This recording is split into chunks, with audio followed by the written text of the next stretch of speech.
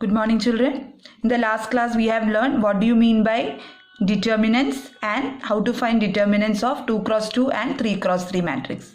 Today, we are going to learn some properties of determinants with the help of which we can solve different problems. Okay, so I brought the textbook and I am just showing you the proofs, okay, in order to save the time. So the first property is, children, the value of a determinant remains unchanged if its rows and columns are interchanged. Very nice result. It says that, children, whatever row interchanging operation or column interchanging operations you are doing, the value of the determinant will not change. Okay, so let us do here verification. So I have taken delta. I have taken a matrix A. Entries are A1, A2, A3, B1, B2, B3, C1, C2, C3. Now I am going to take the determinant. Determinant means we will put in this. Now you know how to find the determinant of 3 cross 3, children. What do you do? First element position positive, second element position negative, third element positive. So A1 positive, A2 negative, A3. Now delete the row and column in which A1 is there in row and column. So it will be B2 C3 minus C2 B3. Okay, minus A2 is already written. Now delete the row and column in which A2 is there. So what you will get? B1 C3 minus B3 C1 plus third one, delete the row and column, it will be B1 C2 minus C1 B2. So I have named it as equation number 1. Now children, what I am going to do here is I am going to interchange the rows and columns here. That means what I am going to do here, children, the value of the determinant remains unchanged if its rows and columns are interchanged. So this A1, A2, A3, I am exchanging it as A1, A2, A3 as a column. Second row will become here second column. Third row will become third column. That means I am exchanging all the rows into columns.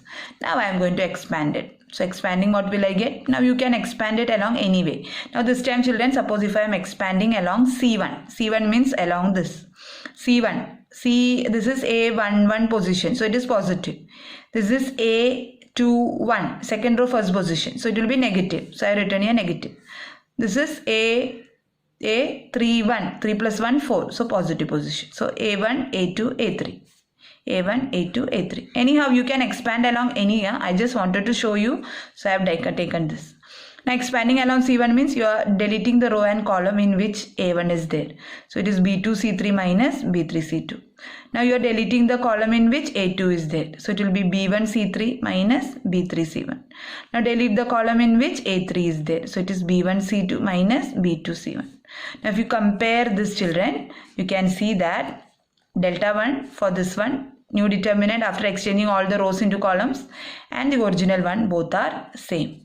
So for the first property is the value of a determinant remains unchanged if its rows and columns are interchanged. Okay, children. Now next one. This is if its rows and columns are interchanged means all the rows are converted to columns. Okay. Now next one. Property number 2. Yes, children, you know that one thing you must have noted, children, determinant will always exist for square matrix. Yes or no? When we studied the definition of determinant, we have seen that we have learned for square matrices, because determinant of square matrix, which is the smallest one, is nothing but product of diagonal elements minus product of non-diagonal elements. And you know that diagonal and non-diagonal elements will be there only for square matrices. Okay, now just see the property number 2. Property 2 says that if any two rows or columns of a determinant are interchanged, any two rows, okay, only two rows. Last time it was all the rows into columns. Then the sign of the determinant changes. Very interesting. So that means if Ri is becoming Rj or Ci is becoming Cj, the answer of determinant will be having a difference by minus sign. Okay, so let's see here. So first step, as usual, I have delta A1 A1. Okay, now let us calculate along R1. So you know A1 B1 C1 position, B2 C3 as we have seen it before, minus B1 times A2 C3 A3 C2 plus C1 times A2 B3 minus A3 B2. This step is common for all. Now here what I am going to do, children, is, as I said in the property, interchange two rows. So what will happen? Two rows if you are interchanging. this A2, B2, C2 will become first row, A1, B1, C1 will become second row. Okay, now this time in order to make you practice, this time we will change along R2, expand along R2. So R2 is with children, this row. So this is A21 negative, A22 position positive, A23 position negative. That's why I have written minus A1 plus B1 and minus C1. Okay, now delete the row in which A1, B1 is there. So it is B2, C3 minus B3, C2. Delete the row in which B1 is there. So it is A2, C3 minus A3, C2. Delete the row in which C1 is there. So it is A2, B3 minus A3, B2. Okay, now you do one thing, take minus sign common here. So what you will get? This will be positive, this will be negative, this will be positive. Now compare the first equation and this. What will happen? You can see both are having a difference of minus sign. Is that clear, children? So that means if you are exchanging or interchanging any two row or any two columns, the value of the determinant will be having a difference of minus sign. Okay, moving on. Let's go for the third property. Third property, what does it say? If any two rows or columns of a determinant are identical, then its value is 0. Yes, so let's see. Let's start with the, as usual, children. My matrix A, its determinant is written along this like this. But here what happens? Two rows or two columns are identical, then its value will be 0. So this time I am writing the same row. Can you see? Okay. Now this time I am expanding along R3. So R3 means A31 position is positive, A32 position is negative, A33 position is positive. That's why this is positive, this is negative, this is positive.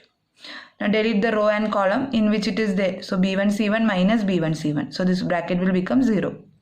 Similarly, it will be B3, no? So delete that row, that column in which B3 is there. So A1 C1 minus A1 C1, again 0.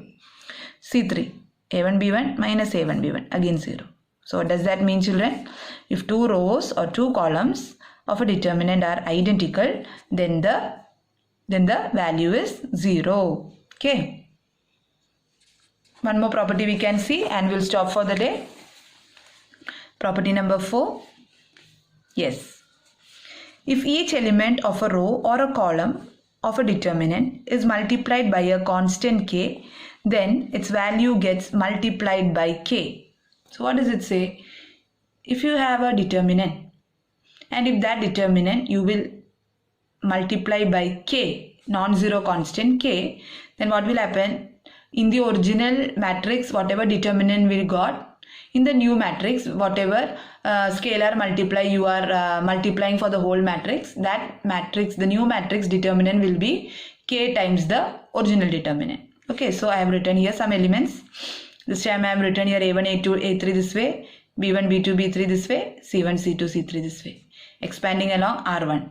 Position is positive, 1, 1, 1, 2 negative, 1, 3 positive. So A1, B1, C1. Now delete the row, delete the column.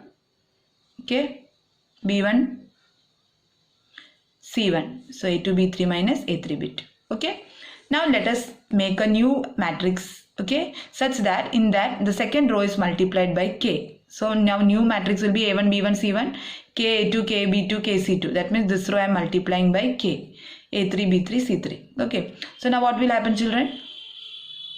Delta 1, new matrix will be having determinant delta 1 will be like this, right? Yes, what I have done here, R2 I have multiplied by KR3, sorry, KR2. Now you expand along again R1. So what will happen? It will be again A1 times, it will be again A1 times positive, negative, positive, positive, negative, positive. So it will be KB2 minus this one, B1 times KA2 C3 minus KC2 A3 plus C1 times KA2 B3 minus KA3 B2. Now K is common from all the brackets, pull it out. So you are left out with this. And this is nothing but your equation number 1. So what does that mean, children? If each element of a row or a column of a determinant is multiplied by a constant k, then its value will get multiplied by k. Okay. Thank you, children. Next time we will continue with the properties of determinants.